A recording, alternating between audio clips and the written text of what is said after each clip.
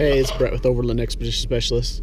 I teased in the other video with the Evo Swaybar disconnect that I have no flashing light, and this is the modification of how to get there without needing a Procal or any other programmer.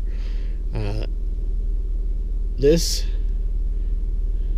piece of metal here is on the smart bar electronic section. On your electronic side, when you disassembled the electronics from the manual gear case, you have the little screw push rod that engages the ring or the collar on the manual side of the disconnect, and then you have this is the tip of the sensor, and it's a two-piece that actually slides and it reads the metal contact.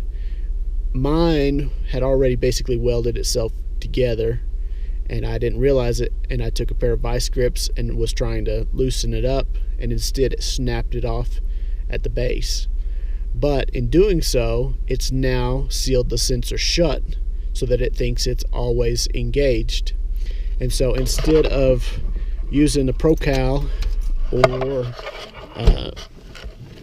whatever else you might be able to find, the trail dash or anything else, if your sensor will just squeeze shut, if yours isn't seized up, if you can test it, see if you can get it to squeeze shut, then you'd be fine. And then after that, you can take your electronic assembly and you can see a little bit through here. There's space underneath the airbox on at least a 3.8 liter motor. Between the airbox and the inner fender, you can take the whole assembly, slide it up there. I've got a zip tie on the hose end, and then I've got mechanics wire on the other side so that it's securely wrapped up and out of the way.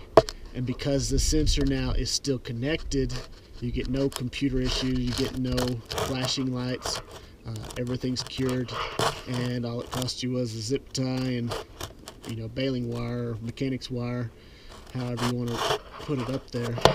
But that'll save you that $100 or $130 that the AEV Procal, especially if you've already got a different programmer and you don't need the Procal. Like I use the Super Chips, and I didn't need to buy another Procal. But so if you want to do it this way, no flashing lights, you still got the manual disconnect.